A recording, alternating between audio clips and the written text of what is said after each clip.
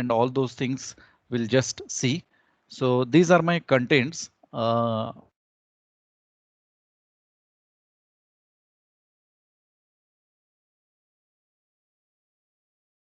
That is in this PPT what I'll be going to actually. So now the first one.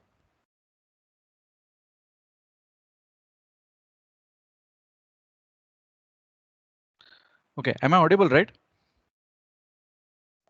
Yes, sir. Yes, sir. Yeah, okay. There was a call, so it was disconnected.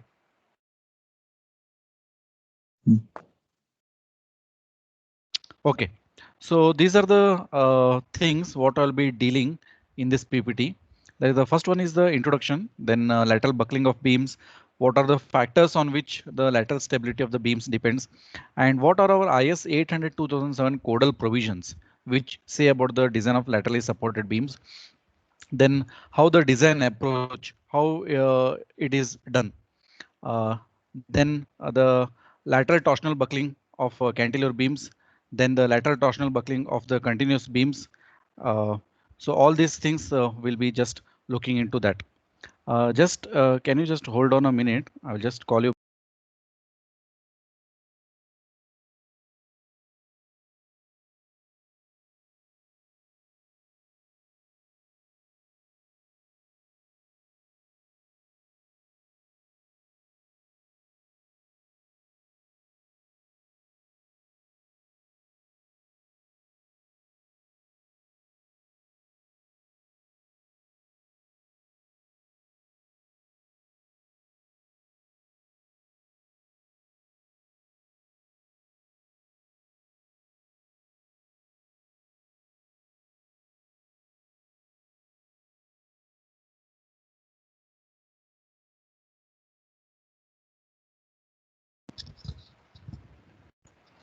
Yeah, okay.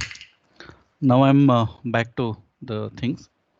Okay, it's okay now, audible? Yes, sir. Yeah, okay, right. So then effective lateral restraint, monosymmetric sections, and all these things. We'll see all those things one by one. Then we'll start with the introduction part. Now, generally, a beam resists a transverse loads by bending action. We all know that the beam actually resists a transverse load by its bending action. In a typically building frame, the main beams are employed to span between the adjacent columns. Secondary beams, when used, transmit the floor loading onto the main beam. Now, what is actually the meaning of that in this context is, so what happens? Suppose I'm showing you the plan. Suppose say this is one column, this is one more column. We have two more columns here, and we have two more columns here, right? And the beams which span between the columns are actually called as the main beams, right? So all these things what I'm drawing are all actually the main beams. Now there will be a few more type of beams which will be connecting the main beams. These are actually called as the secondary beams. So these secondary beams actually take the load from the slab. OK, they take the load from the slab and they transfer it to the main beam. OK, they transfer it to the main beam. Now from the main beam, the load is once again transferred to the columns. Right, from the columns it goes to the footing and all those things. Now in general, it is necessary to consider only the bending effects in such cases. In such cases, only the bending effects are considered. Any torsional loading effects being relatively insignificant in beams means because of the connection of this secondary beam to this main beam. Okay, suppose if I would like to show it in a sectional elevation, suppose say this is your main beam. OK, and say this is your secondary beam, which is getting connected to your main beam, right? There will be load on this. So this secondary beam will actually bend, right? Because the main beam also will actually twist. This is called the torsional effect of the secondary beam on the main beam. Usually, since it will be very small and it will be sometimes neglected. In case of RCC structures, most of the times this effect is neglected most of the times. But when you try to design the grid beams, I think in your advanced design of RCC structures in your first semester, have you studied about the grid beams? Grid slab, I mean to say grid slab or grid beams. Have you studied about that? Yes, sir. Yeah, in that case, I think you take the effect of torsion, right? Torsion on the main beam. Yes or no? Do you take the effect of torsional effect on the main beam because of the secondary beam or no? Yes, sir. Yeah, most of the times in grid beams, that will be a most common case and it will be considered, right? But in case of RCC, it is not so important, but it is now. The main forms of response to uniaxial bending of beams are listed below. Okay, it means what will be the response of the main beam from the loading is actually listed below. Now category 1. Now what mode? Excessive bending triggering collapse. Now what happens? This is your beam, okay, and the load is applied on the beam. Now because of the excessive bending of the the beam may fail. So that could be one of the effect that can happen. That is, you can just see here. This is the basic failure mode provided. The beam is prevented from buckling laterally. Okay, this is the main basic mode of failure. The components elements are at least compact so that they do not buckle locally. Such stocky, that is stocky, I mean to say very short beams, will collapse by plastic hinge formation. Now, what is the meaning of that here is, suppose say you have this beam which was straight initially, okay, which was straight initially, and it is simply supported. Now, when you try to apply the load and you try to increase the applied load, so it starts to buckle. Okay, it means it starts to bend. Now, the excessive deformation in the beam creates a plastic hinge. Okay, so that creation of plastic hinge will actually lead to the failure of the beam. This is one of the type of the failure. Now, what could be the another type? So this is one common type of failure. What could be the another type one? So another type is actually called as lateral torsional buckling of long beams. Here, this type is only for the short beams. Okay, this type of failure occurs only in case of short beams. Sometimes technically it is also called as stocky beams. You can see here stocky, I mean to say short, in short beams. But what happens in case of long beams? Now the lateral torsional buckling of long beams which are not suitably braced in the lateral direction. I mean to say this is your beam. So this is the lateral direction from this side and from this side. This is called the lateral support. When the beam is not braced or not supported in the lateral direction, the that is such type of beams are called unrestrained beams. Now, how the failure could have occur? The failure occurs by a combination of lateral deflection and twist. We'll come back to this part later. I will explain you in detail how the combination of lateral deflection and twist occurs. So this is another type of failure which occurs in case of long beams. Now, there is another type of failure called the local buckling of a flange. Okay, in the compression or web due to shear, or web under compression due to the concentrated loads. Means there is a local failure. Either a simple compression flange could fail, or only the web could fail, or the bottom flange could fail. So this is the local type of failure. But in reality, only these two types of failure exist. That is, this is because of excessive bending for short beams, and this is lateral torsional buckling for the long beams. So we are much more interested in this one. In this module, we are actually interested in the lateral torsional buckling of the long beams. How it is done, what are the factors on which it depends, what our IS 800 how to deal with all those things. So we'll be seeing one. So we'll not bother more about all these things. Right. Now lateral buckling of beams. So we will see what do you mean by lateral torsional buckling. But before that, I would like to tell you what is actually lateral buckling of beams. Now in this section, lateral buckling of beams is described as described, and its close similarity to column buckling is also brought out. Now suppose consider a simply supported beam here, which is given simply supported beam and laterally unsupported. OK, laterally unsupported except at the ends. OK, at the ends it is being laterally supported of short span. OK, this is a short span subjected to incremental transverse load. This is the transverse load. Incremental means suppose say at initially I'll apply 10 kilonewtons. Then after some time I will apply 20 kilonewton. OK, then after some more time I will apply 30 kilonewtons. So this is called incremental loading. OK, when I try to put an incremental transverse load at its midsection, as shown in this figure, the beam will deflect downwards. You can see this dotted line represents the initial position of the beam. Now because of the incremental application of the transverse load, the beam deflects downwards. OK, that is in the direction of the load. So this is actually called as the lateral buckling of the beams. This is a common thing. We know this is a common case and we can easily judge that. Now what happens in case of a long span beams, right? This example is only for the short span beams. Now what happens in case of a long span beams, right? So this is a long beam subjected to a incremental transverse load of W. Now what happens?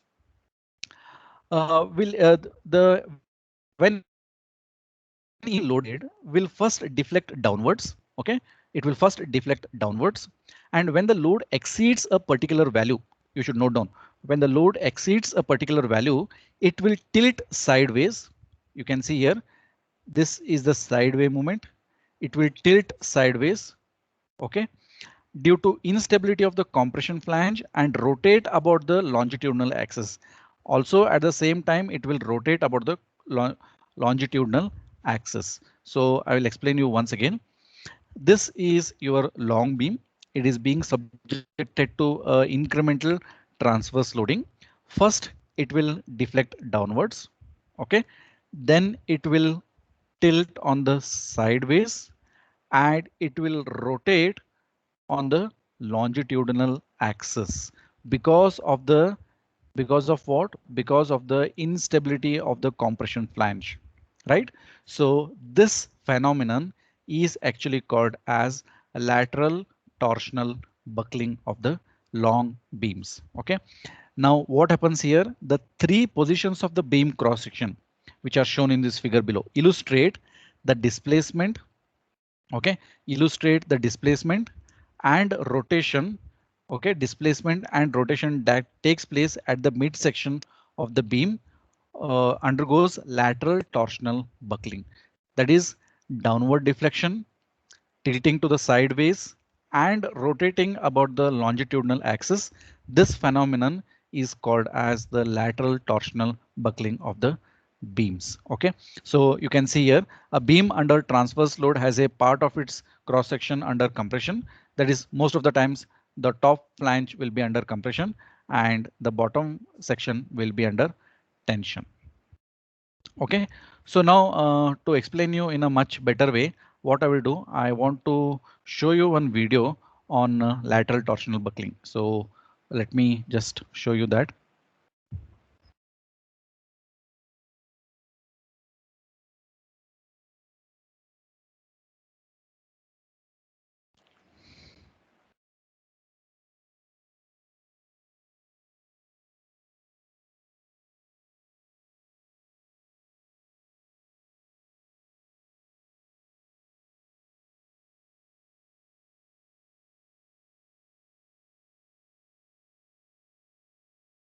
OK, is this picture visible to everyone?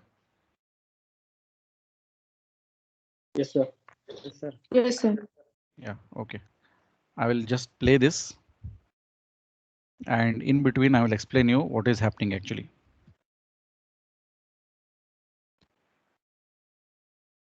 OK, now I will just pause this. First, let me explain you what is this. So this is a long beam which is supported at this end, and there is one more end on this side which is actually not visible, and it is being loaded at the midspan. OK, it is being loaded at the midspan. Now these are the two graphs which are showing the horizontal and the vertical deflection of the beam. So the first graph, the top graph is showing the relationship between the force and the vertical displacement. And the second graph shows the relationship between the force and the horizontal deflection. OK, that is horizontal displacement, I mean to say this side, and the vertical displacement, I mean to say in the direction of the load applied. Now you only watch on your side and see the graphs and see the deflection of the beam simultaneously. I'll just play this. You see, initially there is only vertical deflection and you can't see any horizontal deflection, right? You can see it is horizontal deflection is 0, even if you increase the applied force. You see how the vertical deflection is moving. Now you see what happens. Now you see the horizontal deflection has increased. See, can you see this beam on this side?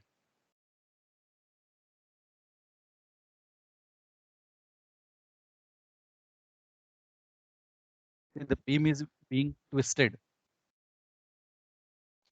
See now what is happening?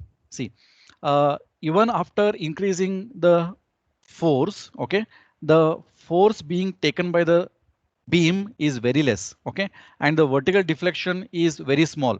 That means the increase in the vertical deflection is very small. But you see how much is the drastic change in the increase of the horizontal deflection. See, now the horizontal deflection is changing rapidly.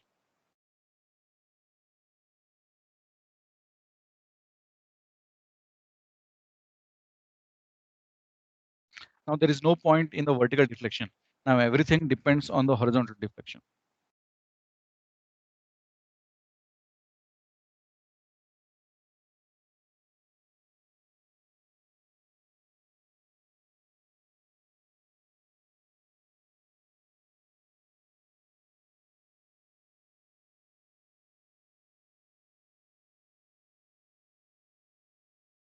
Okay. Now what they're doing, now you can see it is coming back. Now what is the meaning that it is coming back? They are actually unloading. Okay. Now they are removing the applied load. See, the things are coming back. This is also coming back. Means the beam is coming to its original shape. We'll see whether it will come to its original shape or not.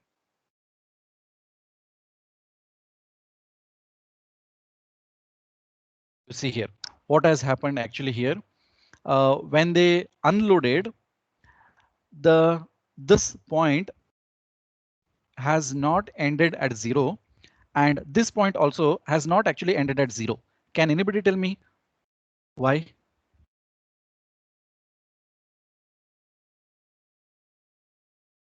Whether the video was visible to everyone? Yes, sir. Yeah. Now why the things, even after unloading, why the things have not come back? Bending. Yeah, pardon?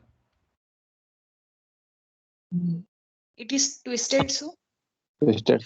It is twisted, but even after unloading, why the things have not come back to their original?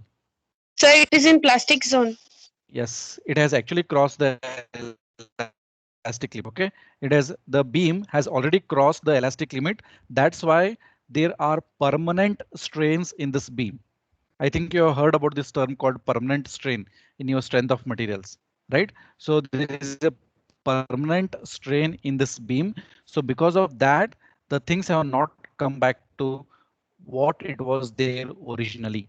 So you can see here, even after totally unloading, you see permanent horizontal deflection in the beam, and even after the unloading, there is a permanent vertical deflection in the beam. Okay, so this is the case of lateral torsional buckling. I hope you have understood about the lateral torsional buckling, how it happens.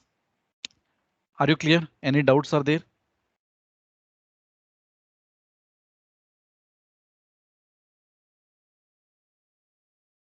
Are you clear, students? Yes, sir. Yeah. So Yes, that sir. is actually the phenomenon of lateral torsional buckling, right? Okay. Now this is also one simple case. The part under the compression. So now because of what actually the lateral torsional buckling occurs, right? So this actually tells you why the lateral torsional buckling occurs. The part under the compression becomes unstable. Now what happens? See, this is the elevation and this is the plan and this is the sectional elevation, right? Now what happens? The part under compression becomes unstable while the tensile stresses elsewhere tend to stabilize the beam and keep it straight. Now what happens here? See, when I apply the load on the beam, okay, when I apply the load on the beam in this direction, so the top flange is under compression and the bottom flange is under tension, right? So I can say that. So this part is under compression and this part is under tension. Now, when I try to increase the load, the compression part becomes unstable and it tries to buckle out of the beam. OK, the compression part becomes unstable and it tries to buckle out of the beam. But the tensile part, what it tries to do is it tries to make the beam straight. It tries to make the beam straight. So because of these two differences, the beam actually twists. You can see the beam twists like this. So the tensile part is inside and the compression part is outside. It doesn't twist like this. OK, it doesn't twist like this, right? So it actually twists in this fashion. That is the tensile. That is, I mean to say, it doesn't twist like this. OK, because this is the compression side and this is the tension side. This is actually the real twisting that occurs, right? So this is regarding the lateral torsional buckling. Now this form of instability is more complex. This form of instability occurs even in the columns also. The column also buckles, right? But this type of instability is a three-dimensional in nature and it is very complex as compared to the column buckling, right? The bending moment at which the beam fails by lateral buckling when subjected to a uniform end moment is called as elastic critical moment. This is called as the elastic critical moment. That is the bending moment at which the beam fails by lateral buckling. OK, when subjected to uniform moment. I mean to say you take a beam, simply supported beam. OK, and you apply a uniform moment. I mean to say the moment at the ends. So in this case, the beam, when the beam fails by lateral buckling, is the moment at the bending moment at which the beam fails by lateral buckling is called the elastic critical moment, MCR. So this is one of the important factor which we will be calculating most of the times in our numerical examples. Now, in case of lateral buckling of beams, the elastic buckling load provides a closer upper limit. OK, that's there, right? Will not right. Will not worry about all these things. Yeah, OK. Right. Now the lateral torsional buckling as stipulated in IS 800-2007. Now what our IS 800-2007 says regarding the lateral torsional buckling. So we'll just look into that part. The new IS 800-2007 take into account the effect of elastic critical moment for consideration of lateral torsional buckling, and stipulations are as follows. Now this, instead of this one, OK, this is actual equation. This is the actual formula to calculate the elastic critical moment for a beam when it is being failed by lateral torsional buckling. Now what are these different terms? We'll see one by one. See, this is raised to 0.5. OK, so IW by IY and all these terms, right? And all these are given in IS 800-7. I request to mute. OK, right. So all these things are given in IS 800-2007. So you can just check that, and it is given in clause 8.2.1. 8.2.2.1 of IS 800-2007. OK.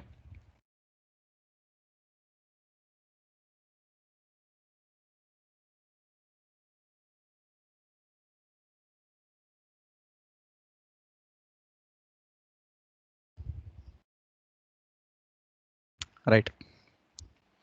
Now, what are actually the meaning of each and every term here? IY, IW, and IT. That is, IY is here, IW and IT. What are they? IY is the moment of inertia about the minor axis. Suppose, say, your beam is in the I section. Beam is having an I section. Okay, so let this be ZZ axis and let this be your YY axis. Now ZZ axis is called as the major axis. Okay, and YY axis is called as a minor axis. So in this case, you have to use IYY and not IZZ. Okay, you have to use moment of inertia about the minor axis. Warping constant IW is called the warping constant, and IT is called the torsional constant. And how to find that I will tell you in my numerical examples part. And G is the modulus of rigidity. You already know about that. KL is the effective length against lateral torsional buckling, means the length of the beam will be given and the end conditions are given. So you have to find the effective length for that. Now this is a formula which we'll be using frequently to calculate the elastic critical moment, and based on this elastic critical moment, we'll be actually calculating the bending resistance of a steel table which is subjected to which is actually laterally unrestrained, right? So these things will be much more clear to you when we take up some numerical examples based on this. Right. Now, what are actually the factors on which the lateral stability, that is the lateral torsional buckling of a beam, depends? The elastic critical moment MCR, as obtained in the previous section, is applicable only to the beam of I section, which is simply supported and subjected to end moments, right? In practical situations, support conditions, beam cross section, loading, etc. vary from basic case, right? Now, our basic case is a simply supported beam, okay, which is subjected to uniform movement.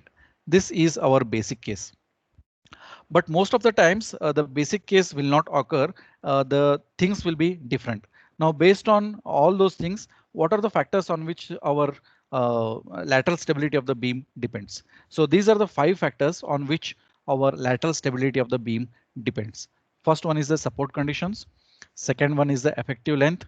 Third one is the level of application of transverse loads, influence of type of loading, and the effect of cross-sectional shape.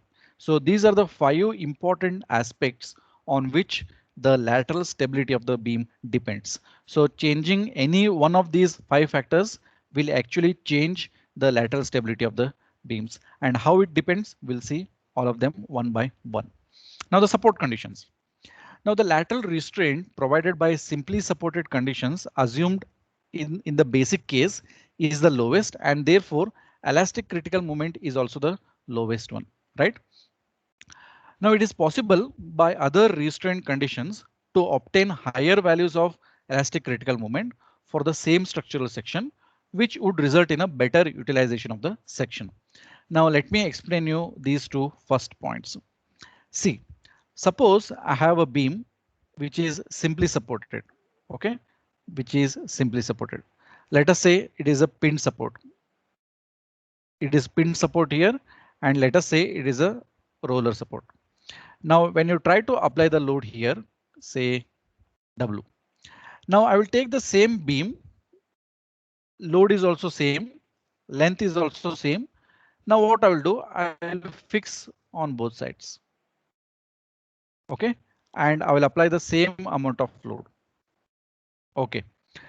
Now in both the cases, when you try to increase the load in both the cases, can anybody tell me which of these 2 beams are much more stable? Is the first beam or the second beam?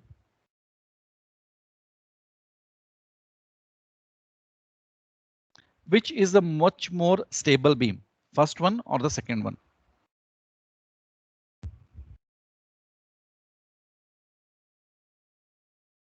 Students. The second one. OK, anybody else?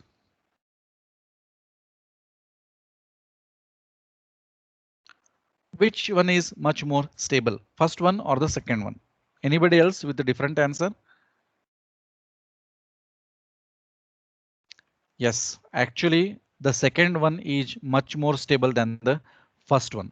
This is a logical thing, right? See here, the lateral restraint provided by the simple supported conditions assumed in the basic case is the lowest, and therefore MCR is also lowest. Means these pin support and this roller supports are much more susceptible to lateral torsional buckling. Means when you try to increase the load, the beam becomes much more unstable. But in this case, these are the fixed conditions, right? The beam is much more stable than the first case. So the support conditions plays a very important role in deciding the lateral stability of the beam. OK, so as lateral buckling involves three kinds of deformations.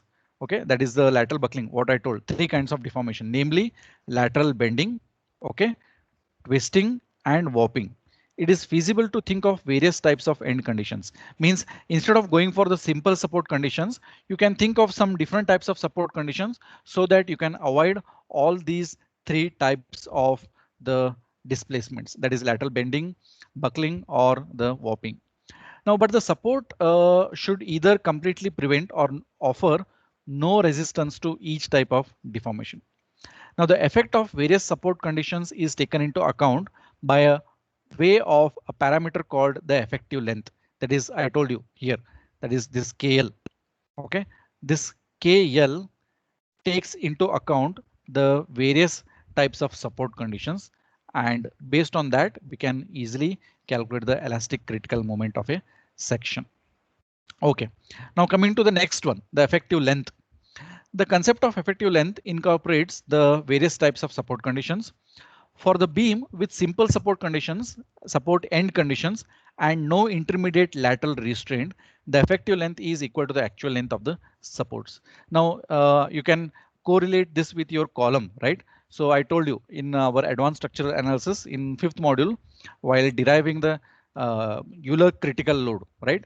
So while deriving Euler critical load, I told that if it is a column and if both ends of the column are pinned supports, if both ends of the columns are pinned supports and the length of the column is L, in this case, the effective length of the column LE is the length of the column itself. Now the same thing applies here also. For a simply supported conditions, the length of the beam is equal to, that is effective length of the beam is equal to the actual length between the supports. Now, when a greater amount of lateral or torsional restraint is provided at supports, the effective length is less than the actual length, right? That is, suppose say this is your fixed beam. Both ends of the beam are fixed. OK, the length of the beam is say L, right? Then in this case, the effective length of the beam is actually less than the actual length of the beam. That is, in case of columns, I think if you remember, the effective length of a column, which is what I say, which is fixed at both the ends, is actually given by, I think if I am not wrong, it is 0.7 times L. OK, that is L by root 2. I mean to say L by root 2, which is actually less than the actual length of the beam. OK, the same thing happens here also. The effective length factor would indirectly account for the increased lateral and torsional rigidity provided by the restraints. Now effective length continued. See here, what happens in simply supported beams with intermediate lateral restraints. Suppose say you have a beam. I'm just showing you the plan now. This is the plan of the beam. OK, so this is say one column and this is one more column. Right, what happens sometimes there will be some secondary beams which will be connected to the main beam. Secondary beams which will be connected to the main beam. So because of this, actually we are providing the lateral restraint to the main beam. So in simply supported beams with intermediate lateral restraints, these are the secondary beams connecting to the primary beam actually is called as the intermediate lateral restraints against the lateral torsional buckling. Now in these type of cases, the effective length for the lateral torsional buckling, that is LLT, shall be taken as the length of the relevant segment in between the lateral restraint. For example, if this is your length of the beam, length of the actual length of the beam, say this is L. Now, when you try to find the elastic critical moment for this whole beam together, you should not take this L. Instead, you should take, suppose, say this is L1, say this is L2, and say this is L3. Now, if I want to find the elastic critical moment for this main beam, so I should not take this L. Instead, I should take the maximum of L1, L2, and L3. OK, that is what being said here. The effective length shall be equal to 1.2 times. OK, right? So you can see here, this is a main beam, and in between the main beam, these bracings have been provided. Now I can't take the whole length of the beam as the length for calculating elastic critical moment. Instead, I should actually take the length between these lateral bracings. This I should take. Now here also, this is my main beam, which is running like this. And these are the secondary beams which are getting connected to the main beam. Now, when you want to calculate the elastic critical moment for this main beam, you should not take the entire length of the beam. Instead, you should take this length that is in between the secondary beams. OK, so I think we'll stop here now. So the further factors I will explain in my next class. So till now, any doubts are there, students?